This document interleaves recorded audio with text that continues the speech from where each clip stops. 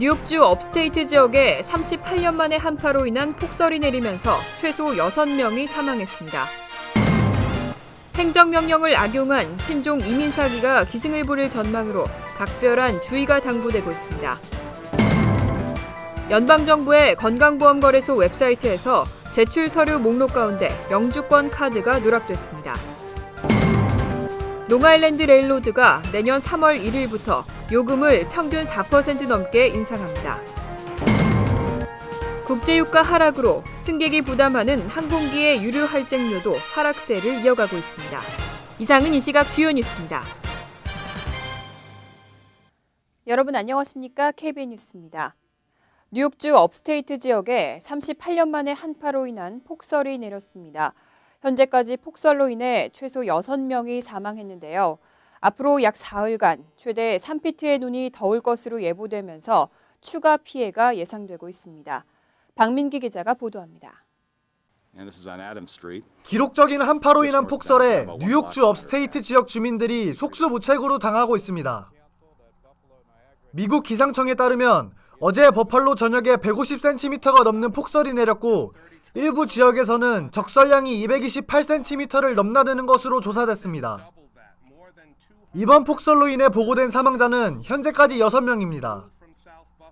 이리 카운티 행정부는 언론 인터뷰를 통해 폭설로 인한 교통사고로 1명이 사망하고 제설 작업을 벌이던 3명은 심장마비로 사망했다고 밝혔습니다. 뿐만 아니라 제네시 카운티에서는 50대 카운티 공무원이 제설 작업 도중 쓰러져 사망했습니다.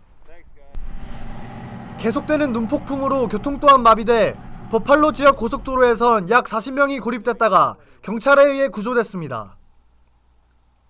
갑작스런 한파로 인해 미국 전역의 최저기온이 평균 영하 7도로 떨어진 가운데 앤드류 쿠오모 뉴욕 주지사는 제설 작업과 인명 구조에 가능한 모든 인력을 투입하겠다고 밝혔습니다. We're bringing in hundreds of pieces of equipment from all throughout the state. We've asked neighboring states for equipment. We've brought in hundreds of National Guard personnel, and we will be bringing in more to, in part, supplement, but also to relieve the existing personnel. 폭설로 인해 지속적인 피해가 속출하고 있지만 기상청은 버팔로 지역에 오는 21일까지 약 2, 3피트의 눈이 더 내릴 것으로 예보해 추가적인 피해가 예상되고 있습니다. KBN 뉴스 박민기입니다. 오바마 대통령의 이민개혁 행정명령, 오래 기다렸던 만큼 이민자 사회에서는 반가운 소식인데요. 이 행정명령을 악용한 신종 이민 사기에는 각별한 주의가 당부되고 있습니다. 뉴욕 이민자연맹은 19일 기자회견을 열고 오바마 대통령의 이민개혁 행정명령 시행을 앞두고 또다시 이민 사기가 급증할 것으로 예상된다고 당부했습니다.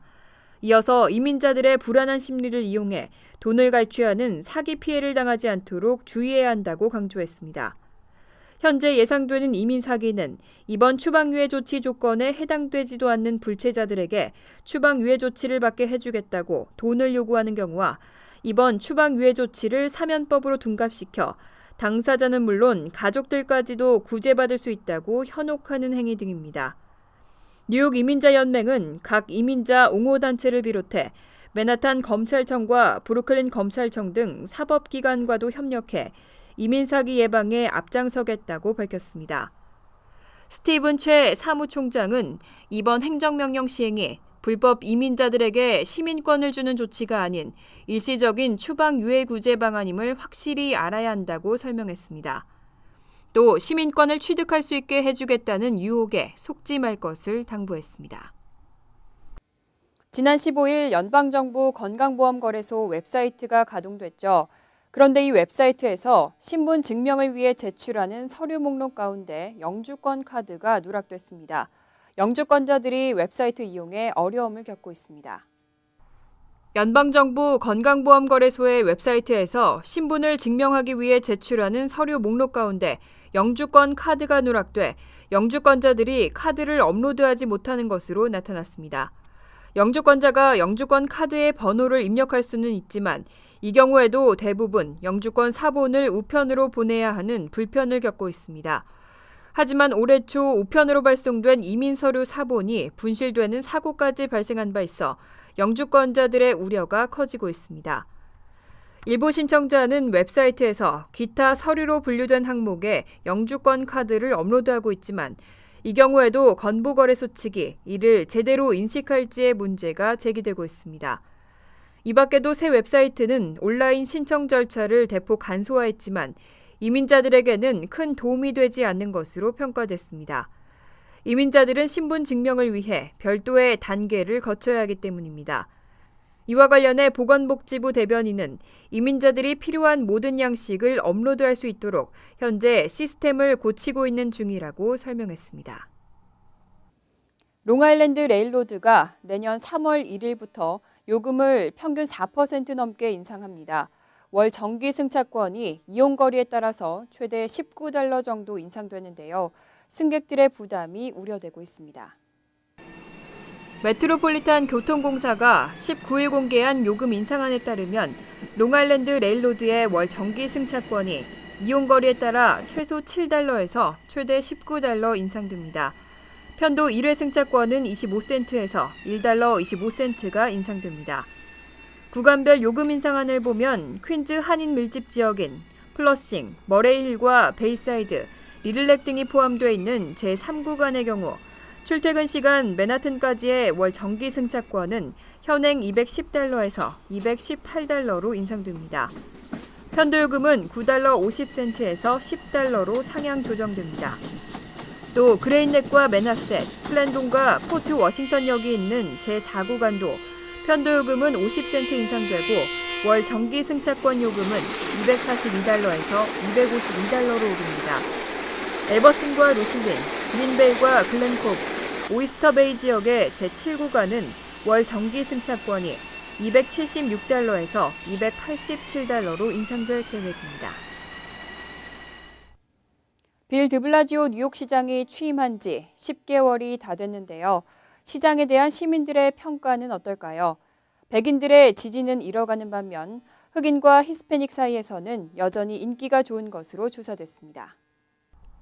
퀴니피액 대학이 지난 12일에서 17일까지 뉴욕시 유권자 1,164명을 대상으로 실시한 드블라지오 시장의 시정평가 설문조사에서는 지지가 49%대 36%로 높게 나타났습니다. 인종별로 살펴보면 흑인은 잘한다는 응답이 71%로 못한다는 응답 14%보다 5배가량 높았고 히스패닉도 56%대 27%로 긍정적인 평가가 많았습니다. 이에 비해 백인 유권자 중에서는 50%가 드블라지오 시장을 지지하지 않는다고 대답했습니다. 전문가들은 드블라지오 시장이 이탈리아계 백인이지만 흑인 아내를 둬 흑인 등 소수인종으로부터 높은 지지를 받는 것으로 평가했습니다. 반면 취임 이후 10개월 동안 소수인종을 위한 경찰 행정, 흑인 시민운동가인 알 샤프턴 목사와의 공개적인 파트너십 등으로 인해 백인들의 지지율은 감소한 것으로 조사됐습니다. 취임 직후는 드블라지오 시장을 지지하지 않는 백인이 20%에 불과했지만 이번 조사에서는 50%까지 늘어났습니다. 여론조사를 실시한 퀴니피액 대학은 드블라지오 시장에 대한 평가가 인종에 따라 크게 벌어지고 있다고 분석했습니다. 국제 유가 하락으로 승객이 내는 항공료 유류 할증료도 하락하는 추세를 보이고 있습니다. 다음 달 국제선의 유류 할증료가 올해 1, 2월과 비교하면 약 40% 정도 떨어집니다. 항공업계에 따르면 대한항공과 아시아나항공의 유류 할증료는 이달 11단계에서 다음 달 9단계로 2계단 내려갑니다. 미주 노선의 12월 유류 할증료는 $112에서 $90로 22달러 내려가고 유럽 아프리카 노선은 $107에서 $87로 20달러 인하됩니다. 중동과 대양주 노선은 $91에서 $74로, 서남아시아와 중앙아시아 노선은 $50에서 $41로 인하됩니다. 또 중국과 동북아는 $32에서 $26로, 동남아는 $42에서 $34로, 일본과 중국 산둥성은 $18에서 $15로 각각 인하됩니다. 유류 할증료는 올해 1, 2월만 해도 15단계였지만 10월에 13단계까지 하락한 데 이어 2개월 연속 2계단씩 내려갔습니다. 주택과 부동산 경기가 본격적으로 회복 국면에 진입하고 있습니다. 지난달 기존 주택 거래가 1년 1개월 만에 최대치를 기록했는데요. 전문가들의 예상치도 훌쩍 뛰어넘었습니다. 지난달 미국의 기존 주택 거래가 연 환산 기준 526만 채로 한 달 전보다 1.5% 증가했다고 미 부동산 중개인 협회가 오늘 발표했습니다. 지난해 9월 이후 1년 1개월 만에 최대치고 주택시장 전문가들의 예상치인 515만 채를 훨씬 웃도는 수치입니다. 아울러 5개월 연속으로 기존 주택의 월간 판매량이 500만 채를 넘어섰습니다. 지난달 주택 거래는 1년 전과 비교하면 2.5% 늘어났습니다. 부동산 중개인협회 측은 월간 판매가 지난해 같은 달보다 증가한 것은 지난해 10월 이후 처음이라며 주택시장이 성공적으로 유턴하고 있다는 의미라고 분석했습니다. 한편 지난달 팔린 기존 주택의 중간값은 20만 8,300달러로 1년 전보다 5.5% 상승했습니다.